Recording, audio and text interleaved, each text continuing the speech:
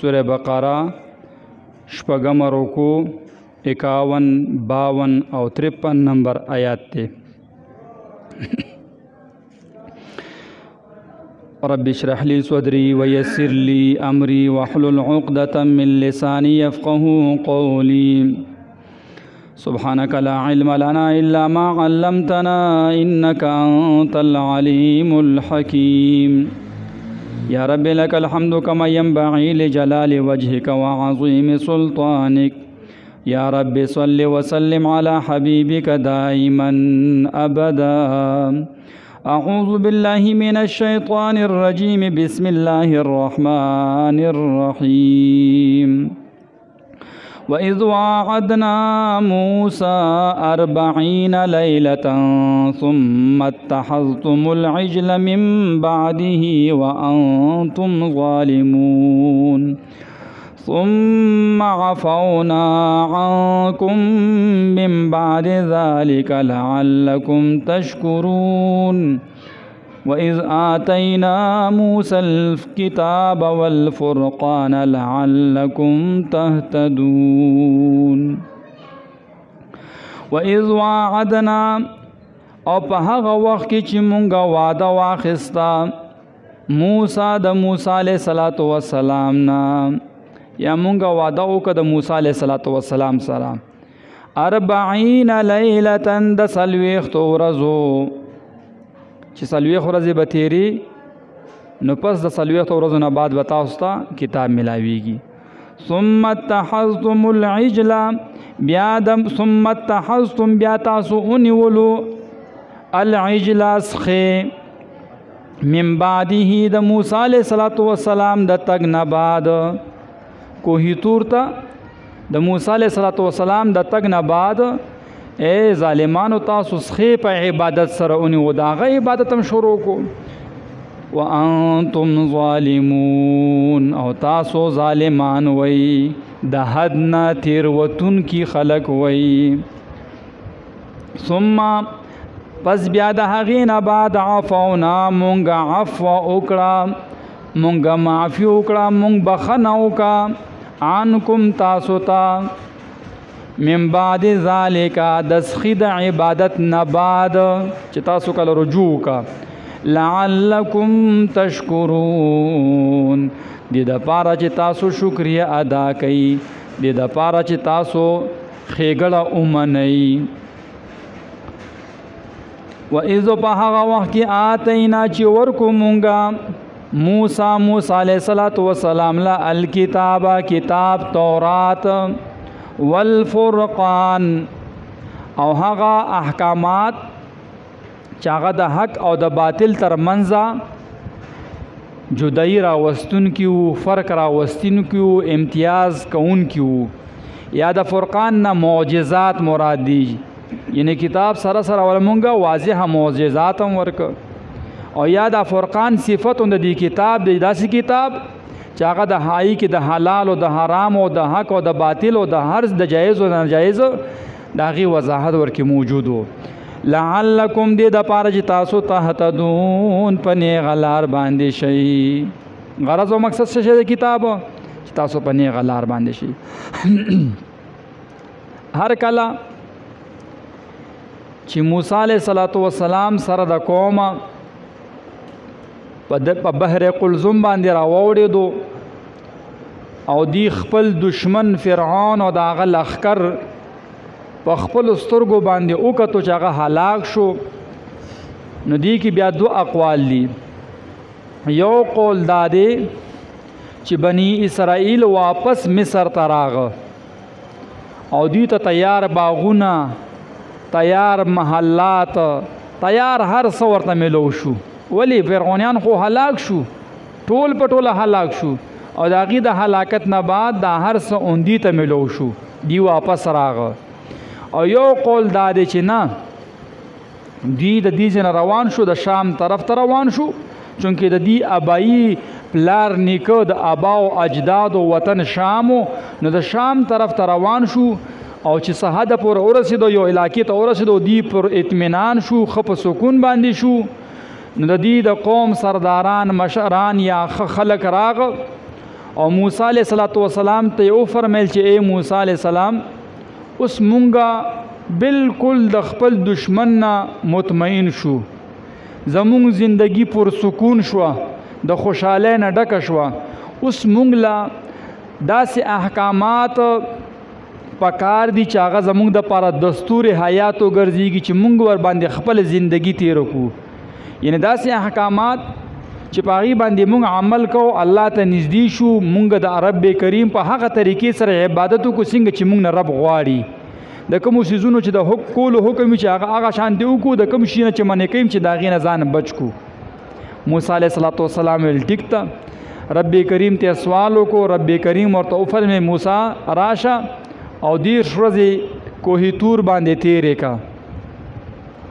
چې کله موسی علیه السلام کوه طور ته لاغو 10 ورځې تیرې کی، بیا د 10 ورځو ورسره نورم حکم وشو چې 10 ورځې ورسره نورم پوره کا. دې ځای کې خو د 40 ذکر راغلی دی، نور آیاتونو کې به انشاءالله العزیز راشي. اول د 10 شو دی، نو بیا د هغې نه پس فرمایي چې مونږه د دې دا 10 ورځې په 10 نورو سره پوره کړي، نو بس هغه پوره 40 ورځې شوې. مفسرین وایي چې دا 10 ورځې د ذوالقعدې وي او 10 ورځې د ذوالحجې وي. 10 ورځې د ذوالقعدې د میاشتې وي او 10 ورځې هغه د ذوالحجې د لومبنۍ عشرې وي. دا ټوټل چې دی 40 ورځې وي. موسی علیه السلام چې کله کوه طور ته تلو چې لا د خلکو نه ګوشه نشیني اختیاروله، ذکر او فکر، نو خپل نائب او خپل خلیفه، خپل مشر رور، خپل نائب او خپل خلیفه مشر رور حضرت هارون علیه السلام وګرځولو چې ته زما په ځای باندې به نائبي. او چې ګورې خیال کوه چې بني اسرائیلو کې چې کوم دی انتشار او فساد او دا شی ونه شي. ویل ټیک ته، دې قوم کې یو کس و چې د هغه نوم هم موسی او مشهور په سامري باندې و. دې قوم کې یو کس، یو فرد و چې د هغه نوم هم موسی او مشهور په سامري باندې و. د ده تربیت مفسرین لیکي، احادیثو کې مشته دی چې د ده تربیت حضرت جبریل علیه السلام کړی و. حضرت جبریل علیه السلام د ده چې دی کله پیدا شو په ناجایز طریقې سره پیدا شوی او کله د ده ماشومونو غرزولی شوی، بس جبریل علیه السلام د ده تربیت وکړو، لوی شو. نو هغه یو شاعر په عربی کې د ده یو ډېر ښکلی دغه پیش کړی دی: وموسی الذي رباه جبریل کافر وموسی الذي رباه فرعون مرسل. هغه موسی چې د هغه تربیت جبریل علیه السلام په خپله وکړو، کافر نو هغه کافرو. وموسی الذي رباه فرعون مرسل، او هغه موسی چې د هغه تربیت فرعون په کور کې وشو، فرعون یې وکړو، مرسل هغه پیغمبرو. نو بعضې اوقات یو خبره به وکړو، داسې نه ده. مونږ وایو که نه چې فلانکي خو د ډېر نیک د فلانکي سړی زوی دی او ګوره د داسې کار وکړو، نو داسې دی نه ده جي. پیغمبر به وي، د پیغمبر بچی به وي او هغه به د دنیا نه کافر ځي. اوس هر پیغمبر هغه خیرخوا وي، د پردو د خپلو خو څه کې د پردو خیرخوا وي، خپل خو خپل وي، د پردو خیرخوا وي. لکه کنعان د نوح علیه السلام زوی ولې دا نه غوښتل چې زما دا زوی دی چې کنه د عذاب نه هم بچ شي او د جهنم د هور نه هم بچ شي. تربیت یې چا کړی دی؟ خو بس دا د الله طرف نه فیصلې شوي وي. بس چې رب کریم د چا په باره کې څنګه لیکلی وي، به دا هر ټیم دا سوال پکار دی. دا یو دوا ډېر ضروري پکار ده. 2 عمل خصوصي: یو کله چې بانګ وویلی شي، د بانګ د کلماتو جواب ورکو. بانګ ویلی کېږي د بانګ د کلماتو، د اذان د کلماتو جواب. او دویم ورسره چې کله اذان ختم شو، د وسیلې دعا. چې کله د وسیلې دعا ختم شوه، یا چاله نه ورځي به درود شریف ته په نبی کریم صلی الله علیه وسلم وایي. خو دا هغې نه بعد دا کلمې: رضیت بالله ربا وبالاسلام دینا وبمحمد صلی الله علیه وسلم نبیا. دا کلمې ویل پکار دي. ان شاء الله العزیز د انسان خاتمه به په ایمان سره کیږي. دا کلمه همداسې هم ډېره بهتره کلمه ده. رضیت بالله ربا وبالاسلام دینا وبمحمد صلی الله علیه وسلم نبیا. درې کلمې دي. رضیت بالله ربا وبالاسلام دینا وبمحمد نبی صلی الله علیه وسلم. او دویم دا دعا د هر فرض مول د پس د خپل د زندګۍ معمول وګرځاو. ربنا لا تزغ قلوبنا بعد اذ هديتنا وهب لنا من لدنك رحمه انك انت الوهاب. ان شاء الله وبلکو دا یاد کو. ان شاء الله العزیز د انسان خاتمه په ایمان سره کیږي ان شاء الله العزیز. نو دغه سامری چې نومي موسی او د تربیت جبرئیل علیه السلام کړو، هر ټیم به ورسره و. کله چې موسی علیه السلام لا جبرئیل راغو کوه تور تتله، نو خلیفه نائب حضرت هارون علیه السلام جوړ کو.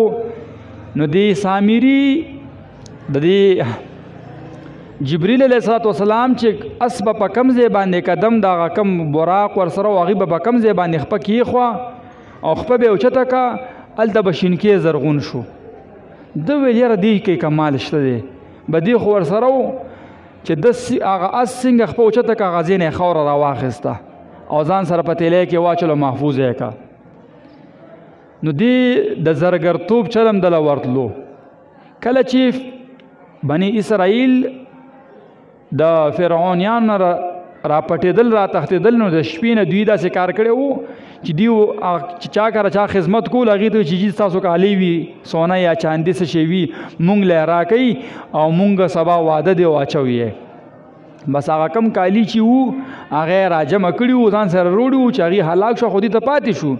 دې سامري ورته ویل ګوره دا خو د هغې شی و او هغې خو هلاک شو، دشمنانو هلاک شو، اوس دا مال غنیمت دی او د دې استعمال ستاسو دپاره جایز نه دی. نو یو مسله ته مختصر ذکر کوم. د نبی کریم صلی الله علیه وسلم د امت نه سیوا څومره امتونه چې وو د هغې دپاره مال غنیمت حلاله نو. مال غنیمت صرف د نبی کریم صلی الله علیه وسلم د امت خاصیت. قربانی د قربانی غوښه خوړل دا د نورو امتونو دپاره ګوره جایز نه و.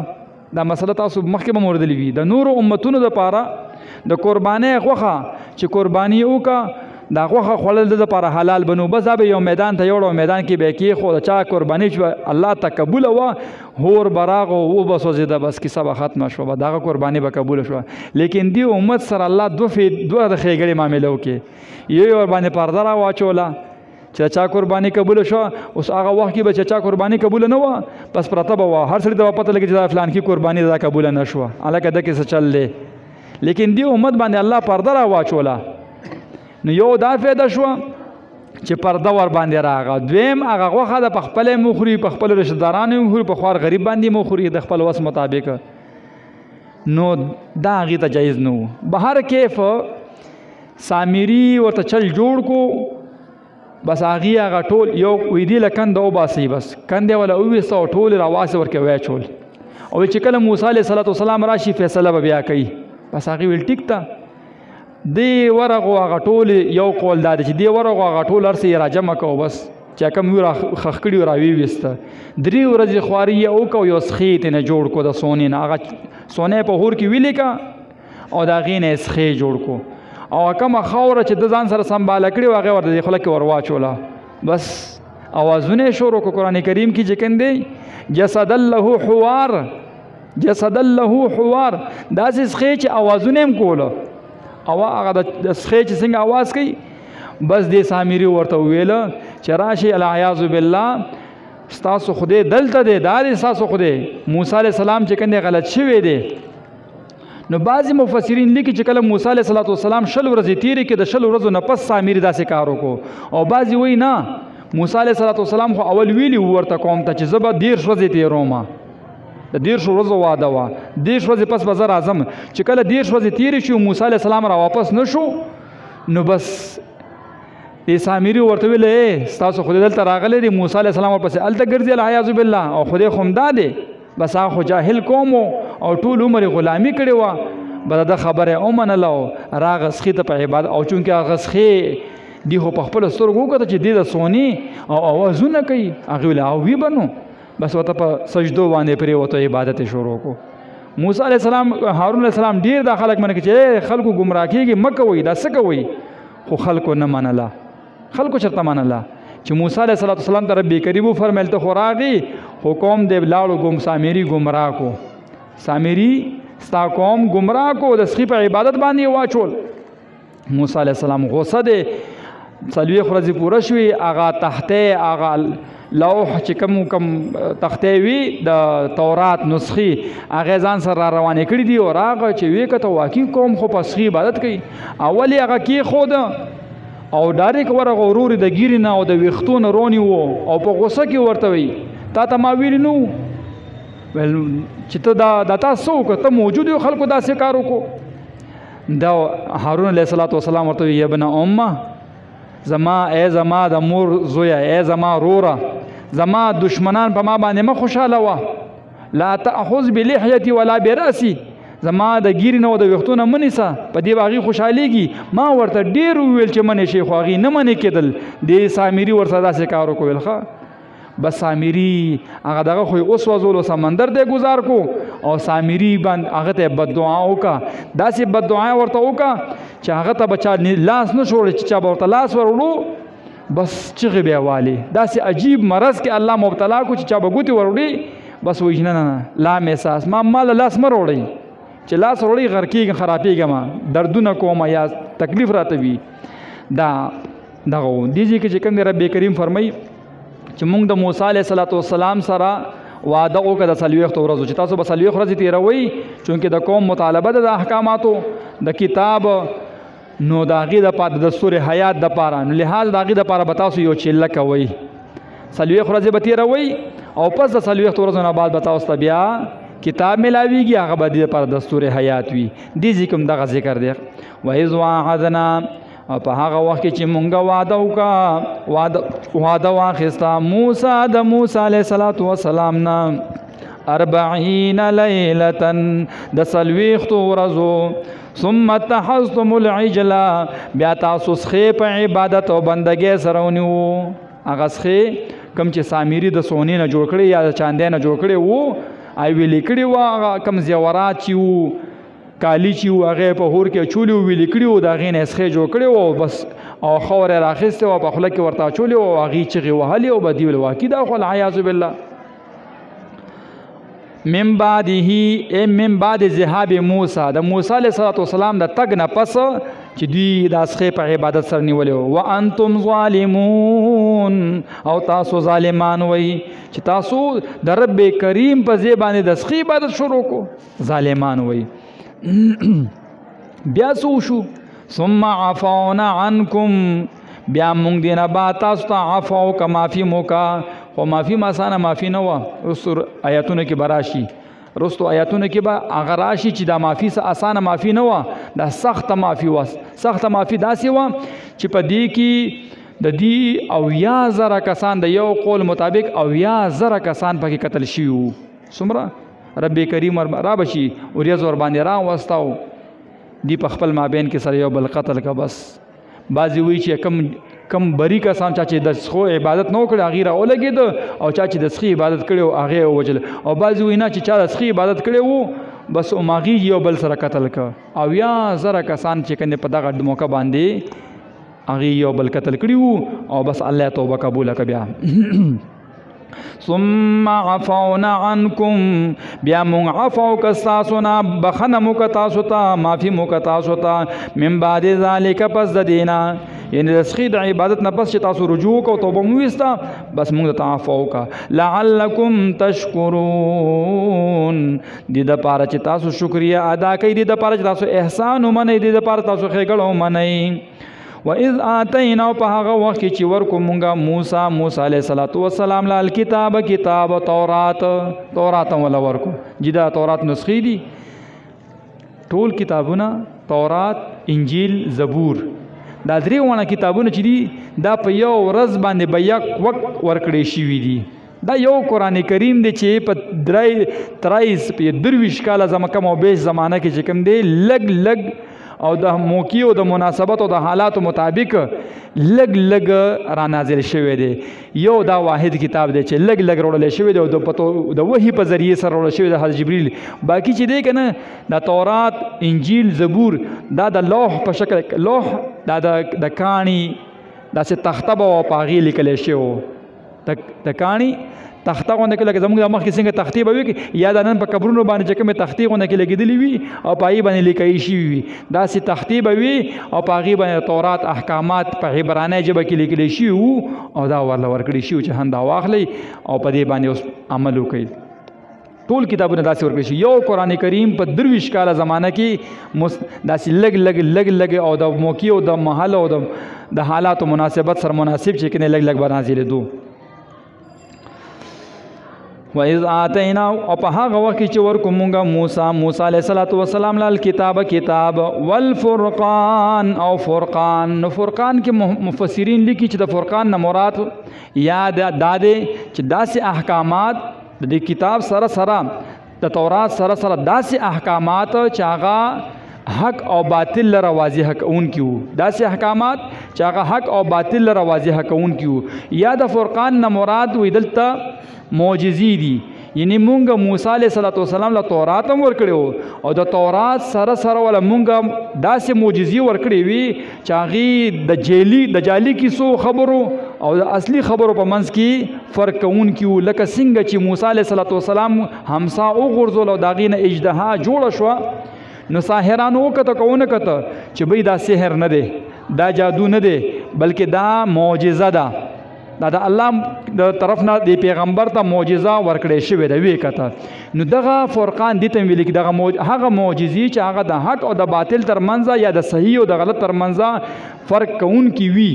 او یا د فرقان نم دا فرقان صفت د دې کتاب دی، یعنی دا کتاب د تورات داسې کتاب دی چې د هر قسم د حلال او حرام او د جایز او ناجایز او د حق او د باطل ترمنځ د کتاب څخه کوونکی دی امتیاز او فرق کوونکی دی.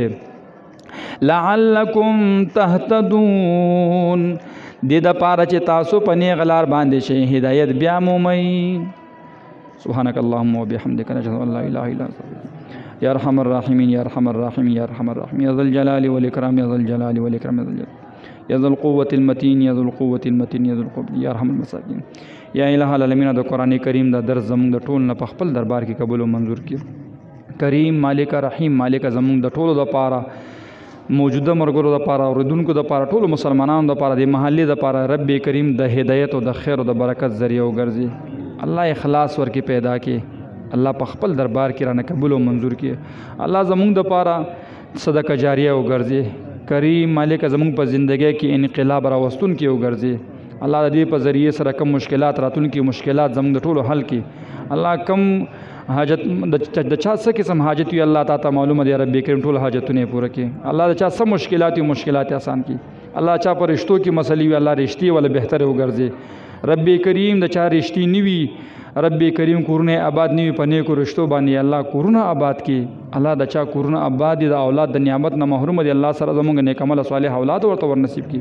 د چا اولاد شته دی الله زمونږ د اولاد سره نیک عمل صالحه کړي. الله په دنیا کې مور باندې سترګې یخې کړي او په آخرت کې مور باندې سترګې یخې کړي. الله د فتنې دور دی، الله د موجوده فتنو نه او د راتلونکو فتنو نه الله زمونږ موجوده نسل زمونږ د بچو سره او د راتلونکي نسل الله سره زمونږ الله ته محفوظ کړي، د قرآن کریم په ذریعه سره ته محفوظ کړي. الله رب کریم زمونږ په کورونو کې زمونږ په اولاد کې زمونږ په مال حال کې زمونږ په اوقاتو کې زمونږ په عمر کې کریم مالک زمونږ په نیکو اعمالو کې بخیر او برکت واچي. د بے برکته د نحوست نم حفاظت وکړي، د عافیت معامله مونږ ټولو سره وکړي. الله دین ناپوه ته سره زمونږ د دین پوهه نصیب کړي. الله دین پوهان ته سره زمونږ په دین باندې عمل آسان کړي. رب کریم عمل کوونکو ته سره زمونږ اخلاص نصیب کړي. الله د اخلاص حفاظت مو کړي. الله زمونږ د نارینه او زمونږ د زنانو او زمونږ د مشرانو کشرانو عام او خاصو په سرونو باندې الله په دنیا او آخرت کې د حیا صدر راوچي. د بے حیا د ژوندۍ نه بچ کړي، د عفت او د پاک دامنۍ ول ژوندۍ مونږ ټول تر نصیب کړي. کلک او کامل ایمان نصیب کړي. وصلی الله تعالی علی خیر محمد و علی آله و صحبه برحمته.